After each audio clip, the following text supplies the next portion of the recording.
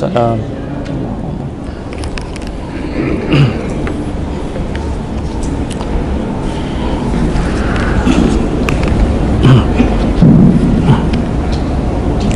Bismillahirrahmanirrahim. Assalamualaikum warahmatullahi wabarakatuh.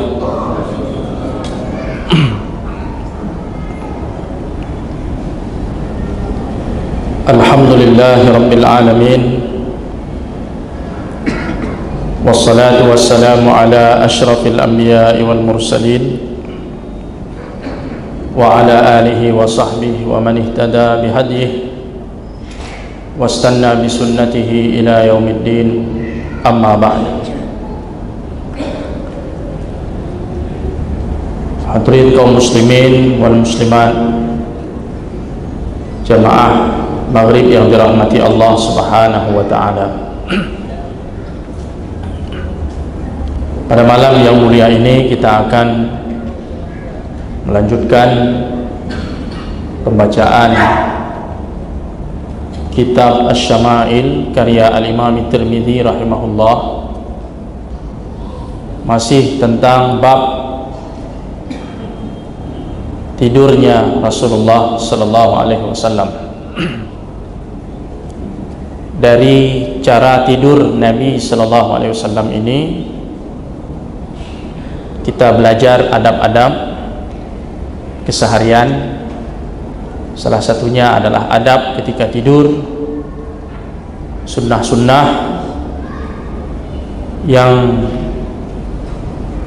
seharusnya kita amalkan pada saat kita memejamkan mata untuk tidur, beristirahat. Tentu di dalam sunnah ini terdapat banyak kebaikan yang apabila sunnah ini diamalkan, selain seseorang mendapatkan pahala karena mengamalkan sunnah Nabi sallallahu alaihi wasallam, juga kita akan mendapatkan perlindungan dari Allah subhanahu wa ta'ala, mendapatkan rahmatnya dan mendapatkan berkah dari tidur itu. Karena banyak mungkin orang yang tidur tapi tidak mendapatkan berkah dari tidurnya. Pada saat dia terbangun, ketika badannya sudah segar bugar, justru kesehatan dan kebugaran itu dia gunakan bukan untuk beribadah kepada Allah subhanahu wa ta'ala. Berbeda halnya ketika orang tidur dan tidurnya mendapatkan berkah, kesegaran, kebugaran, kesehatan badan fisiknya itu akan mendorong dia untuk beribadah kepada Allah dan menambah kebaikannya di sisi Allah subhanahu wa ta'ala. Jadi tidur yang berkah itu tidur yang mengantarkan kita kepada kebaikan, baik pada saat kita tertidur maupun pada saat kita terbangun dari tidur. Untuk menggapai berkah tadi, maka perlu seorang muslim memperhatikan adab-adabnya agar tidur itu menjadi ibadah. Jadi 24 jam kita hidup, di dalam 24 jam itu ada saat kita terjaga, terbangun, dan ada saat kita tidur. Semuanya dicatat sebagai ibadah oleh Allah subhanahu wa ta'ala. Hadis ke-259. Jadi sebagian hadis sudah kita bacakan pada pertemuan yang lalu. Sekarang hadis nomor 259. Diriwayatkan oleh Al-Imam At-Tirmidzi rahimahullah ta'ala, dan hadis ini juga ada dalam Sahih Muslim dengan sanadnya dari Anas bin Malik radhiyallahu anhu, anna Rasulullah sallallahu alaihi wasallam kana idza awa ila firashihi qala alhamdulillahilladzi at'amana wa saqana wa kafana wa awana fakam mimman la kafiya lahu wa la mu'wiya.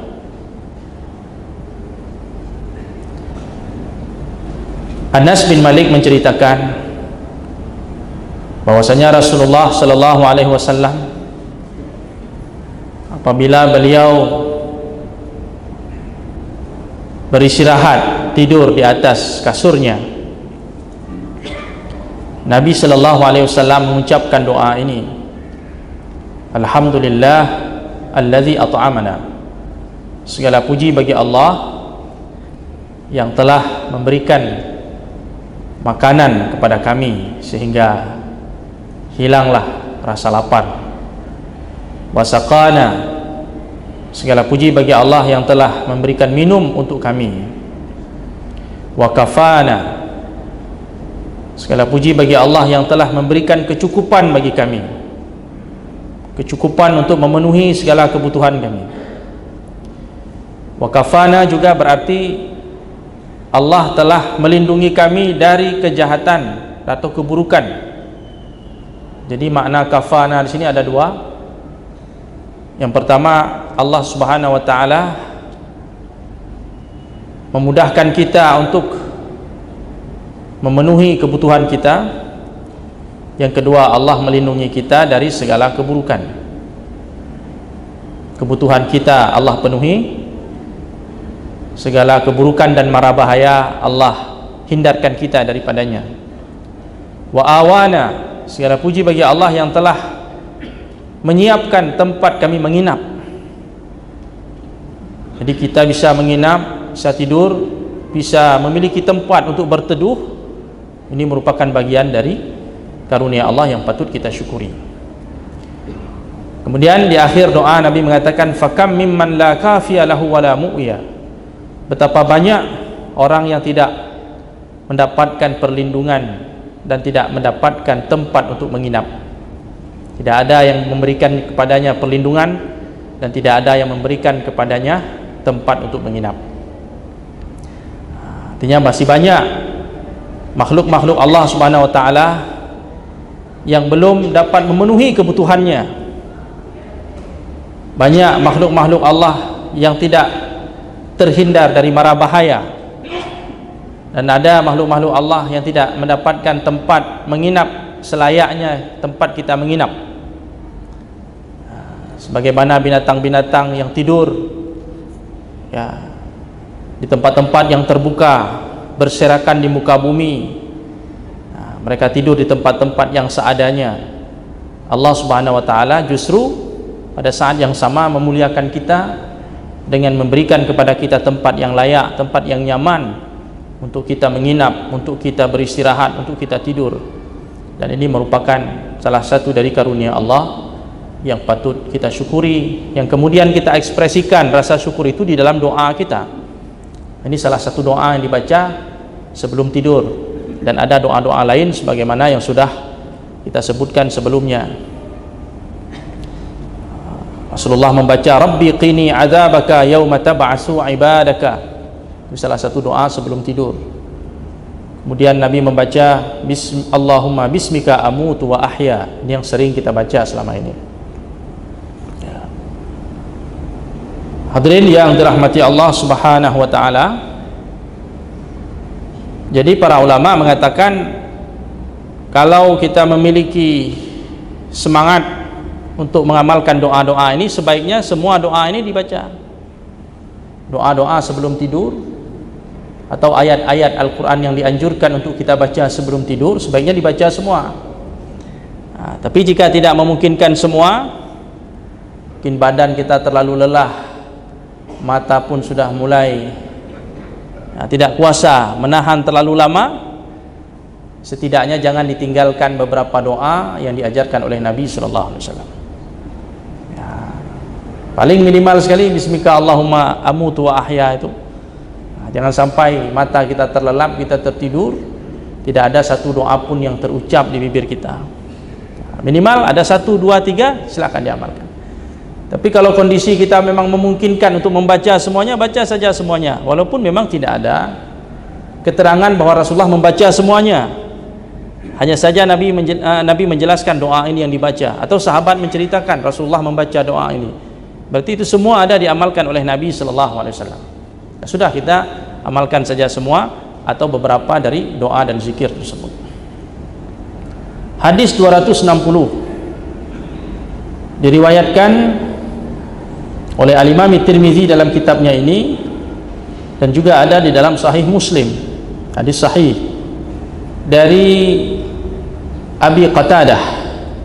Beliau menceritakan anna Nabiy sallallahu alaihi wasallam kana idza arrasa bilailin ittaja'a ala shiqqihi al-ayman, wa idza arrasa qubayla subhi nasaba dhira'ahu wa wada'a ra'sahu ala kaffihi. Kata Abu Qatadah, Rasulullah sallallahu alaihi wasallam apabila tidur di waktu malam, beliau tidur dengan cara berbaring di atas sisi tubuh bagian kanan, seperti yang kita jelaskan pada pertemuan yang lalu.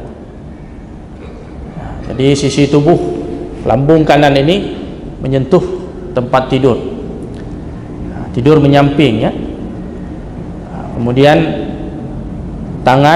telapak tangan kanan di bawah pipi sebelah kanan, dan membaca doa. Wa idza arrasa qubaila subhi, apabila Rasulullah tidur sebelum salat subuh, karena Rasulullah qiyamul lail, setelah qiyamul lail dia salat 2 rakaat ringan, sambil menunggu subuh Nabi berbaring sejenak sebelum subuh. Qubaila itu artinya sejenak sebelum subuh. Jadi menggunakan sirah tasghir. Kalau qabla sebelum, kalau qubaila sesaat sebelum. Berarti lebih kurang 20 menit sebelum azan subuh Nabi berbaring sesaat sambil menunggu waktu subuh. Apa yang dilakukan oleh Nabi? Nasaba dhira'ahu, Nabi sallallahu alaihi wasallam menegakkan lengannya, sikunya, lengannya ditegakkan begini.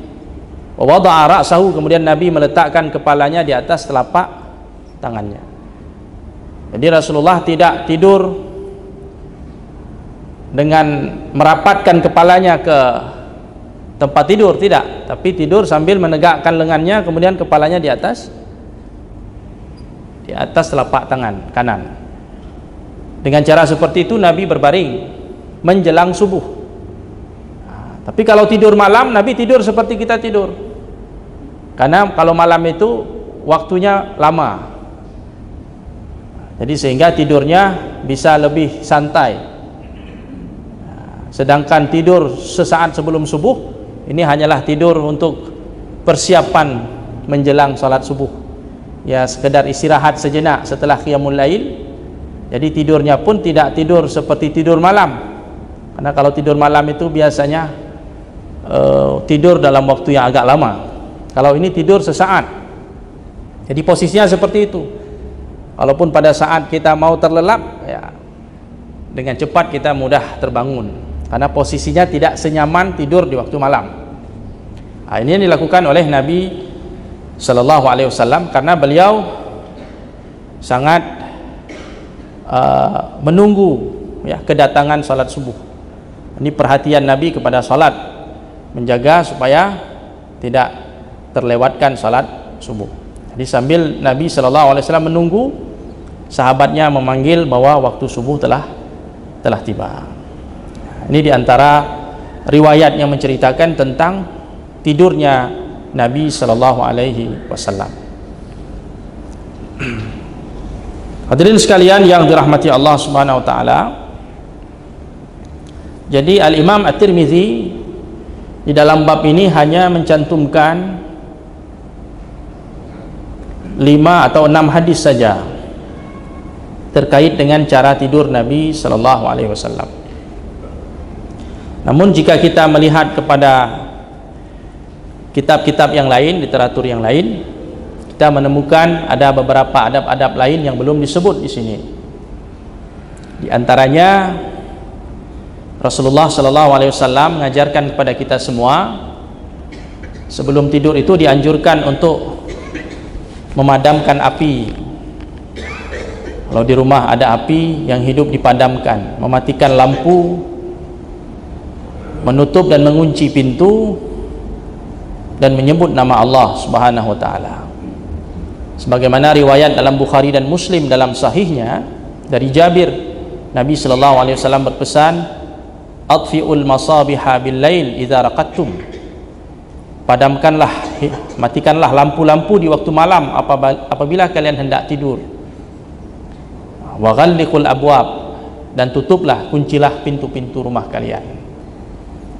Ini adalah pesan Nabi sallallahu alaihi wasallam kepada kita, nasihat kepada umatnya untuk menjaga dari segala kemungkinan-kemungkinan yang membahayakan rumah kita, membahayakan harta kita, nyawa kita, kehormatan kita, dan sebagainya. Ini petunjuk Nabi sallallahu alaihi wasallam. Kemudian dalam hadis lain Nabi mengatakan, khammirul aniyah, tutuplah bejana-bejana kalian, piring, mangkuk, bejana apa saja yang di dalamnya ada makanan disuruh tutup. Wa ajiful abwab, kuncilah pintu-pintu rumah kalian. Wa atfi'ul masabih, matikan misbah, lampu. Waktu itu lampu tentu dihidupkan dengan minyak ya, karena masa itu sangat sederhana, disuruh matikan. Tidur dalam gelap. Fa innal fuwaisiqah rubbama jarratil fatilah fa ahraqat ahlal bait. Karena boleh jadi ada tikus yang kemudian tikus itu menarik sumbu lampu dan menyebabkan rumah terbakar. Jadi ini Rasulullah sallallahu alaihi wasallam menjelaskan tentang alasan kenapa api-api yang ada dipadamkan, lampu-lampu dimatikan, khawatir ada tikus atau binatang-binatang lain yang menyebabkan rumah bisa terbakar disebabkan karena itu. Jadi ini pesan Nabi sallallahu alaihi wasallam. Dan diriwayatkan dalam hadis sahih juga dari Abu Musa al-Asy'ari, beliau pernah mengatakan, ihtaraqa baitun bil Madinah ala ahlihi minal lail. Pernah suatu malam terjadi kebakaran, ada rumah terbakar di kota Madinah pada suatu malam, sehingga rumah itu terbakar dan orangnya pun terbakar di dalam rumah tadi. Kejadian itu diceritakan kepada Nabi sallallahu alaihi wasallam. Maka kemudian Nabi mengatakan, inna hadhihin nar innama hiya aduwwun lakum. Sesungguhnya api yang seperti ini menjadi musuh bagi kalian. Fa idza nimtum fa'atfi'uha ankum. Apabila kalian ingin tidur, maka padamkan api-api tersebut. Jangan sampai peristiwa ini terulang lagi. Ini pesan Nabi sallallahu alaihi wasallam. Kemudian terkait dengan mengunci pintu, Nabi bersabda dalam hadis yang lain, wa aghliqul abwab. Kuncilah pintu-pintu rumah kalian, wadhkuru smallah, dan sebutlah nama Allah, berzikir kepada Allah. Fa inna syaitan la yaftahu baban mughlaqan. Sesungguhnya syaitan tidak akan membuka pintu yang telah terkunci. Jadi yang mengetahui tentang rahasia syaitan ini ya Rasulullah sallallahu alaihi wasallam. Maka beliau menceritakan kepada kita, Allah yang memberitahukan tentang dunia syaitan, tabiat syaitan, apa kelemahan-kelemahan dari syaitan. Salah satunya adalah bahwa dia tidak akan membuka pintu yang terkunci. Karena ini sudah menjadi bagian dari syariat, ketentuan, nasihat agama kepada kita, maka Allah memberikan keterbatasan bagi syaitan untuk melakukan itu. Padahal kita tahu syaitan itu kan makhluk yang punya kemampuan yang luar biasa. Tapi karena kita menjaga nasihat agama ini, nasihat dari syariat Allah ini, maka syaitan pun dilemahkan dalam hal itu. Dia tidak akan bisa membuka pintu yang telah terkunci. Kemudian tadi sudah kita singgung perintah untuk menutup bejana, ghattul ina wa auqus siqa. Jadi kalau ada siqa itu tempat menyimpan air, yang cara menutupnya itu dengan cara diikat. Ya, pada masa itu disuruh ikat supaya dia tidak terbuka, menganga gitu. Fa inna fis sanati lailah, sesungguhnya di dalam satu tahun itu ada satu malam, kata Nabi sallallahu alaihi wasallam, yanzilu fiha waba, di mana pada malam itu akan turun wabah penyakit. La yamurru bi ina'in laisa alaihi ghita au siqa'in laisa alaihi wika illa nazala fihi min dzalikal waba. Apabila wabah itu melewati bejana atau tempat makanan yang terbuka, tempat minuman yang terbuka, maka wabah penyakit itu akan masuk ke dalamnya. Ini salah satu nasihat Nabi sallallahu alaihi wasallam. Dan kita juga rasa-rasanya secara kesehatan juga, dalam ilmu kesehatan juga ini merupakan satu anjuran. Jadi tidak ada pertentangan antara dunia kesehatan dengan nasihat-nasihat dari Nabi sallallahu alaihi wasallam yang mengajarkan kepada kita tentang bagaimana kita mencegah segala sesuatu yang membahayakan atau mara bahaya yang menimpa tubuh kita, kesehatan kita. Jadi di sini Islam mengajarkan sikap preventif, mencegah, ya, lebih baik daripada mengobati. Jadi dicegah lebih awal dengan mengatur pola hidup yang seperti ini. Mudah-mudahan kita diberikan keselamatan dan kesehatan oleh Allah Subhanahu wa taala. Kemudian berikutnya disunnahkan berwuduk sebelum tidur. Ini diantara adab-adab tidur, sebagaimana disebutkan dalam hadis sahih dari Al-Bara ibni Azib bahwa Nabi sallallahu alaihi wasallam pernah bersabda, "Idza ataita madja'aka fatawadda wudu'aka lis-shalah." Apabila anda hendak tidur, maka berwuduklah seperti wuduk ketika mau salat. Karena ada juga arti wuduk itu mencuci tangan. Tapi wuduk di sini wuduk secara makna istilahi, makna syar'i. Wuduk seperti kita mau salat, kita lakukan itu sebelum tidur. Summa taji' ala shiqqikal ayman. Kemudian tidur di atas sisi tubuh yang kanan, seperti yang sudah dicontohkan oleh Nabi sallallahu alaihi wasallam. Kemudian bacalah doa ini. Ini juga doa sebelum tidur, Bapak Ibu. Allahumma aslamtu nafsi ilaik. Ya Allah, aku serahkan diriku kepadamu. Wa fawwadtu amri ilaik. Aku serahkan urusanku kepadamu ya Allah. Wa alja'tu dhahri ilaik. Aku sandarkan punggungku ini kepada perlindunganmu ya Allah. Raghbatan wa rahbatan ilaik. Aku memiliki harapan atas rahmatmu dan aku takut akan azabmu. La malja'a wa la manja minka illa ilaik. Tidak ada keselamatan, tidak ada tempat berlindung kecuali hanya kepadamu. Amantu bi kitabikal ladzi anzalta. Aku beriman kepada kitabmu yang telah kau turunkan. Wa bi nabiyyikal ladzi arsalt. Aku beriman kepada nabimu yang telah kau utus. Fa in mutta 'alal fitrah faj'alhunna akhira ma taqul. Jadi setelah doa ini dibaca, kata Nabi sallallahu alaihi wasallam, apabila kita meninggal dunia pada saat itu, pada saat kita tertidur kemudian kita tidak bangun lagi, maka kita akan meninggal di atas fitrah, di atas Islam, di atas kebaikan. Dengan kata lain, meninggal husnul khatimah. Faj'alhunna akhira ma taqul. Maka jadikanlah doa ini adalah ucapan terakhir yang kau baca pada saat tidur. Jadi setelah baca doa ini jangan lagi gerak-gerak, jangan lagi ngomong-ngomong, langsung tidur. Ini ucapan terakhir kita. Di situ berisi penyerahan diri kita kepada Allah, pengakuan kita, keimanan kita kepada Allah Subhanahu wa taala. Siapa yang meninggal dunia pada saat itu, maka dia meninggal di atas fitrah dalam Islam, dalam kebaikan. Kemudian Bapak Ibu sekalian yang dirahmati Allah Subhanahu wa taala, di antara sunnah tidur juga adalah membersihkan tempat tidur sebelum tidur itu. Dikepak dulu tempat tidurnya, mungkin ada debu, ada binatang dan sebagainya. Itu dibersihkan dulu supaya kita tidur dengan aman dan selamat. Kata Nabi sallallahu alaihi wasallam dalam hadis sahihnya, "Idza awa ahadukum ila firashihi falyanfut firashahu bidakhilati izarihi fa innahu la yadri ma khalafahu alaihi." Jadi barang siapa yang ingin tidur, maka bersihkan dulu tempat tidurnya. Dibersihkan dulu debu-debu, binatang-binatang, mungkin semut-semut yang ada di atasnya dibersihkan dengan tepi sarungnya. Jadi pada waktu itu kan orang pakai sarung. Jadi tepi sarung itu digunakan untuk membersihkan tempat tidur, alasnya itu, supaya tidak ada sesuatu yang membahayakan atau yang mengganggu, karena dia tidak tahu apa yang terjadi pada saat dia tidur itu. Boleh jadi kalau dia tidur langsung akan ada sesuatu yang bisa menyakiti tubuhnya. Nah, ini pesan Nabi sallallahu alaihi wasallam. Kemudian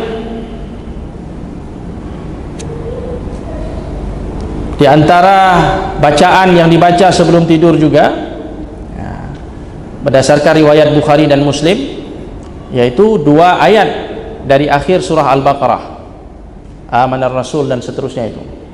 Amanar rasul dan la yukallifullah nafsan illa wus'aha. 2 ayat terakhir dari surah Al-Baqarah. Siapa yang membaca 2 ayat ini, kata Nabi, fi lailatin, dalam satu malam, kafatah, maka Allah akan memberikan kecukupan baginya dan melindunginya dari segala kejahatan. Kemudian termasuk sunnah juga membaca ayat kursi sebelum tidur. Dan ini pernah disampaikan oleh syaitan kepada salah seorang sahabat Nabi. Dalam satu kisah yang panjang, syaitan itu menyamar jadi seseorang yang kemudian mencuri makanan, ditangkap oleh sahabat Rasulullah SAW, oleh Abu Hurairah waktu itu, yang menjaga tempat penyimpanan makanan itu. Ditangkap, kemudian ketika ingin dilaporkan kepada Nabi SAW, orang tadi mengajarkan satu amalan kepada Abu Hurairah. Kata orang itu, idza awaita ila firashika, apabila kamu ingin tidur, faqra ayat al-kursi, bacalah ayat kursi. Jadi Abu Hurairah waktu itu dapat resep dari setan, dari seorang pencuri. Nah, kalau kamu mau tidur, baca ayat kursi, kata orang tadi. Lan yazala ma'aka minallahi hafizun, niscaya Allah akan senantiasa menjagamu. Wala yaqrabuka syaitan hatta tusbih, maka syaitan tidak akan mendekatimu sampai pagi. Nah, itu ilmu yang diajarkan oleh si pencuri tadi. Kemudian Abu Hurairah melaporkan kepada Nabi. Nabi mengatakan, sadaqaka wa huwa kadzub, dzaka syaitan. Wahai Abu Hurairah, orang tadi berkata benar. Ya, si pencuri tadi telah memberikan nasihat yang benar kepadamu, wa huwa kadzub, padahal dia adalah pendusta, pembohong. Jadi boleh jadi ada seorang tukang bohong tapi sesekali dia berkata benar. Dzaka syaitan, itu adalah syaitan. Jadi orang yang mengajarkan kepadamu tentang doa sebelum tidur atau bacaan sebelum tidur itu adalah syaitan. Jadi kalau sudah syaitan yang bilang, dia memberitahukan kelemahan dirinya. Kalau dibaca ayat kursi, maka kamu akan terjaga dari syaitan, padahal dia sendiri syaitan itu yang mengajarkan itu. Nah, jadi kita amalkan saja, karena Rasulullah mengatakan sadaqaka, dia benar, dan dibenarkan oleh Nabi SAW, padahal dia adalah si pendusta, kadzub, ya. Kemudian doa lain yang diajarkan oleh Nabi, bismika rabbi wada'tu jambi wa bika arfa'u, dengan namamu ya Allah aku meletakkan tubuhku ini, merebahkan tubuhku ini, wa bika arfa'u, dengan kekuatanmu aku bangkit, aku bangun. In amsakta nafsi farhamha, jika engkau cabut nyawaku maka kasihanilah aku. Wa in arsaltaha fahfazha bima tahfazu bihi ibadakas salihin, dan jika engkau mengembalikan aku untuk hidup, maka peliharalah diriku ini sebagaimana engkau memelihara orang-orang yang saleh. Ini doa yang dibaca juga sebelum tidur. Kemudian baca surah Qul ya ayyuhal kafirun. Jadi banyak sebenarnya doa-doa sebelum tidur. Kalau mau diamalkan semua silahkan, kalau tidak ya diamalkan sebahagiannya. Qul ya ayyuhal kafirun juga salah satu doa yang dibaca sebelum tidur, ya. Kemudian satu persoalan lagi, apabila seseorang di waktu malam itu dia berhadas besar, berjunub, maka dianjurkan sebelum tidur itu dia berwuduk dulu, membersihkan kemaluannya, kemudian berwuduk seperti wuduk ketika mau sholat, baru tidur. Jadi jangan setelah berhadas besar langsung tidur. Jadi bersih-bersih dulu, berwuduk, kemudian tidur. Atau mandi dulu, baru tidur. Jadi Rasulullah dulu kadang-kadang setelah dia berhadas besar, dia mandi dulu. Setelah mandi kemudian tidur. Kadang-kadang Nabi tidak mandi, wuduk saja kemudian tidur. Jadi yang paling afdal itu mandi baru tidur, atau langsung tidur tapi berwuduk terlebih dahulu. Jadi kapan mandinya? Mandinya nanti waktu bangun malam mau tahajud mandi, gitu. Sunnahnya seperti itu. Jadi Sayyidah Aisyah pernah ditanya, ya, oleh Abdullah ibni Abi Qais. Salah satu pertanyaannya, kaifa kana yasna'u fil janabah? Bagaimana Rasulullah melakukan apa yang dilakukan oleh Nabi ketika dia junub, ketika dia berhadas besar? Apakah akana yaghtasil qabla an yanam? Apakah Nabi mandi sebelum tidur atau tidur sebelum mandi? Kata Sayyidah Aisyah, kullu zalika qad kana yaf'al. Kedua-duanya pernah dilakukan oleh Nabi sallallahu alaihi wasallam. Rubama ightasala fanam, kadang-kadang Nabi mandi kemudian tidur, wa rubama tawadda'a fanam, kadang-kadang Nabi tidak mandi hanya berwudu kemudian Nabi tidur.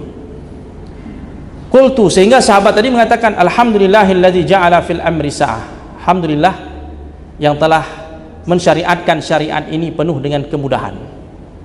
Jadi boleh begini, boleh begitu, karena kedua-duanya pernah diamalkan oleh Nabi sallallahu alaihi wasallam.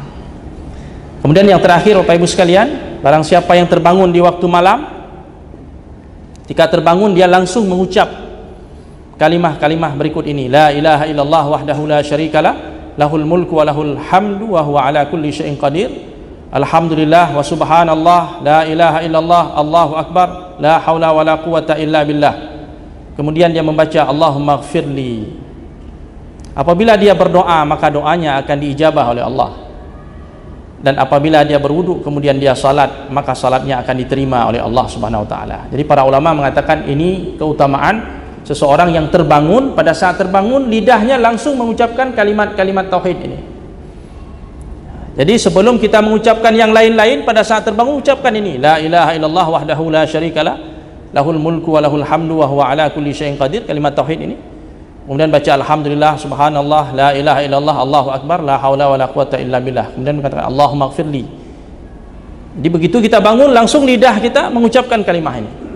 Kata Nabi sallallahu alaihi wasallam, Allah akan terima segala permintaannya. Jadi dijamin itu termasuk keadaan di mana doa kita cepat diijabah oleh Allah Subhanahu wa taala. Karena ucapan yang pertama sekali terucap adalah kalimah-kalimah ini. Dan apabila kita salat pada waktu itu, salat kita akan diterima oleh Allah Subhanahu wa taala. Demikian Bapak Ibu sekalian yang dirahmati Allah Subhanahu wa taala, beberapa adab, beberapa panduan, sunnah-sunnah yang diajarkan oleh Nabi sallallahu alaihi wasallam sebelum kita tidur dan beristirahat, sehingga apabila ini kita amalkan, mudah-mudahan Allah Subhanahu wa taala melimpahkan kepada kita rahmatnya, ampunannya, kasih sayangnya, keberkahannya, sehingga pada waktu kita terbangun dan kita memulai aktivitas, kita senantiasa di dalam penjagaan dan perlindungan Allah Subhanahu wa taala.